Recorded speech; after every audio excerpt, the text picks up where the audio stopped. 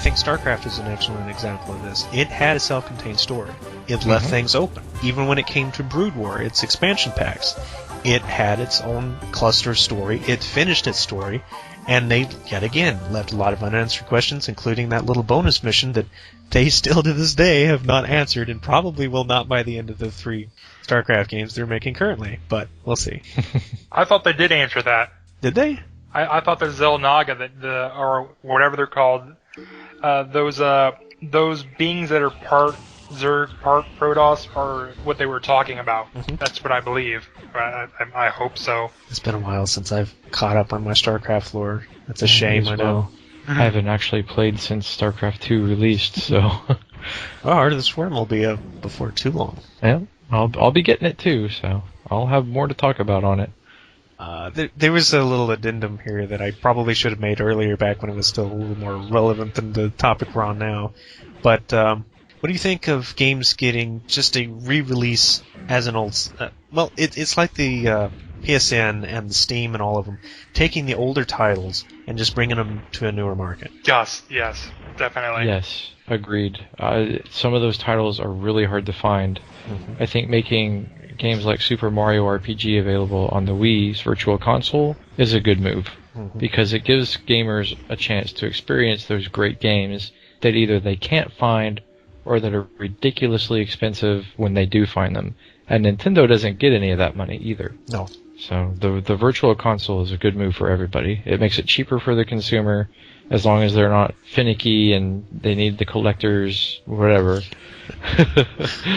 And there's usually bonuses for doing that. Yeah, like when you buy games on the Virtual Console, if you have a Club Nintendo account, then it gives you points for that. And while still everybody's in a retro crazy state where everybody wants to play these old games, they're really living on the nostalgia, it's a good time to strike while the iron's hot, because I don't know how long this retro is going to last. That's a good question. I think it'll last forever. There's always going to be we'll get bored of it. Well, our generation will get bored of it, and the new generation will appear and they'll be like, oh, look at all these old games, and then once again they'll go crazy for the old games, and they'll have even more, unlike us. Maybe I'm just a little worried that so much of the generation I see commenting on YouTube and the like are so comparing things to everything else, or the graphics have to be a certain dynamic, that anything that looks even the slightest... I have seen people watching trailers on games that look better than launch titles for 360 and comparing them to PlayStation 1 graphics. I know it's like them trying to insult the game by saying, what is this? Why is this so bad in our generation? I think it's more of a money thing than it is people just not trying. It costs money to do that stuff, serious money. And not everybody has the funds to pay out the millions of dollars for these sound engineers and these artistic geniuses that work for these bigger companies. Well, I think they're trying to compare in a wrong way. Comparing old games to new games is like comparing apples to airplanes. True. It's insane. There's no reason to. Hopefully, this one that's not going to happen, because Minecraft has kind of proof that a lot of people don't care about graphics, they care about gameplay, because default graphics are horrifying. But I play the game 20 hours a week, at least, every day. Then you have games like Geometry Wars, which were also very low on the graphics scale, but people play that thing to death. Probably still play that thing to death. It's like the new Pac-Man, who also had a remake of a very Geometry Wars style of artwork that was popular for a while. I don't see it so much anymore. I think everybody got tired of the score battles. But And it's hard to believe how many remakes Pac-Man had. I mean, oh yes, Mrs. Pac-Man, Baby Pac-Man. They had their little RPG for PlayStation 1 of Pac-Man. A lot of platformer games, a couple of racing games. And it's nice to still see him show up every now and then, even if it is largely on handhelds or his cameo appearances riding a giant Mokujin in Street Fighter Cross Tekken as DLC. But it's nice to see that the oldies still get a little bit of their day in the sun. But since we're probably a little close on time here, here's the big question, and I know you guys are actually the originators of this question, so I'm not going to take credit for it. But games we'd like to see sequels to. Definitely Final Fantasy Tactics. I would just like to not see a handheld version of it. And if they do make another, for the love of God, get rid of the judge. Get rid of the judge. Definitely. I really want to see another Jet Force Gemini. Ah. I know it didn't do very well, but I loved that game. I played it so much. I didn't. It had a lot in common with Metroid, didn't it? It kind of had that. It did. There was even backtracking segments where you had to go through and rescue the little creatures. If you missed them, you ended up having to go back and get them all to get to the end of the game. I vaguely remember it. It's a good game. I keep thinking I'm going to play it again, so I might just break out my copy and do just that. So you guys only listed one game. I made a whole list. Oh, we can do more than one game? Yeah, shoot. Oh, well, I wasn't prepared for this. Psychonauts. Yeah, there you go. It's a good one. That was wildly under the radar. Mm-hmm. And it was such a good game. Well, people obviously love it because it was... Oh, I just lost his name. That is embarrassing. Tim Schafer? Tim Schafer. That was Tim Schafer's big comeback. And it's largely what got him funded for Brutal Legend, which might have been a more successful game if it wasn't a little misleading with its demos and its advertisement. If people would have got what they thought they were getting, it might have been a whole different story because everything else was there. It's just the game mechanics weren't what people were expecting, and it threw them off. I think another game I'd really like them to remake for him is Seventh Saga. I never really played those too much. There is only one. And actually, there is a sequel. Super It's just Nintendo. Japanese only. Is there Arc? Darn it. It's Arc something. Well, I would love to see a Suikoden 6. Suikoden's always been one of my favorite RPG series. It goes neck and neck with Final Fantasy of just how good they are. Because I loved 1 and 2. 3, I think, was underrated. It had some genius elements to it that I've never seen in another role-playing game. It had a lot wrong with it.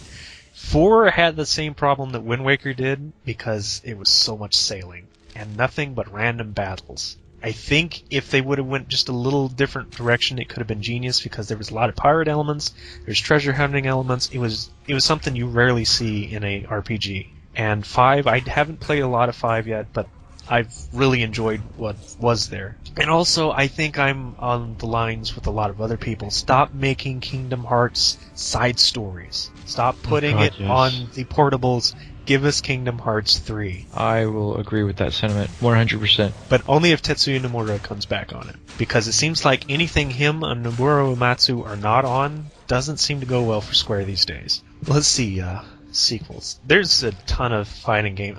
To me, fighting games might as well be sports games. You could put them out every year, I would be happy. I would buy them as long as I had the money to do so. As long as they were decent. Which is why I never minded back in the days when King of Fighters had a new one every year. But then again, they were on Neo Geo, so when we got a port, it was kind of rare. But we did get ports every now and then. But probably the top of the list is one of the most underrated fighting games in history, and that's Bushido Blade. Oh, I remember that. I know that Deadliest Warriors has a very similar system. It's just a very stupid, slimmed-down, unbalanced system. I have seen it in action. It's more of a joke than it is an actual fighting game, but having a bunch of sword-wielding characters where a fight can end in one turn, one good slash, and have the combat a lot more focused into the parries and such, just make it really a visceral experience and not so much running around as maybe... But yeah, I would love to see a Bushido Blade remake or sequel. I wouldn't mind seeing the return of Earthworm Jim. Mm-hmm. I would love to see the return of Toe Jam and Earl in their old days. Not 2, not the Xbox 3... I want to see a reimagining of the original Toe Jam and Earl. That would be awesome. I would like to kind of see a reemergence of the original ActRaiser. Oh, I loved that game. I didn't care for ActRaiser 2, but I don't think anybody did. I will agree. I don't know too many people that beat past level 1 on that game. It's a tough game. I beat the first level, but I didn't really have the... I didn't carry on past that very much. I don't know why they departed so much. It doesn't even feel like it's the same, like it's a sequel or anything. Mm-hmm. It felt like it should have been named something other than ActRaiser. It is strange, the ActRaiser technically had sequels. Illusion of Gaia and Soul Blazer were both tied to the same universe. And it seems like there's another one too, and I'm just forgetting it. So I believe we've pretty much come to the end of our show for this week. I believe so. Yes, I think so. You guys are so much fun. 3 ways. Fantastic. But it's been nice having you along, Grover. I hope you'll join us again sometime. I most certainly will. It's been fun. Next week, I can actually tell you what next week's show is supposed to be about.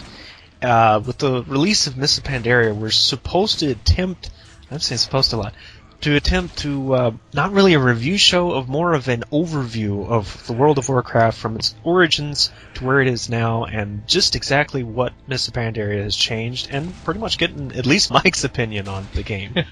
I'm sure I'll have one. Because we have to fill a whole episode full. Well, I've been playing WoW for the past... God, is it almost... How long have I been playing? 7 years now? Jeez. So, yeah, I'm sure that I'll have plenty of opinion for it. Well, I hope so, because I've got maybe a total of 5 months on the game, so my personal experiences are going to be few, but I do know a lot about the lore, I do know a lot about its history, so I should be able to keep up with you on it at least. That's good. But I hope you bring your talking hat, because you're going to be doing most of it. I'll definitely bring it. I hope you enjoyed our show. We'll be back next week. Same bat time, same bat channel. We'll see you next week. See you later. So, but I hope you all enjoyed our show. We'll be next week. We'll be next week. We'll be next week. Try this again. Cut. Edit. Print. I hope you enjoyed our show. We'll be back next week. Same bat channel, same bat channel, but...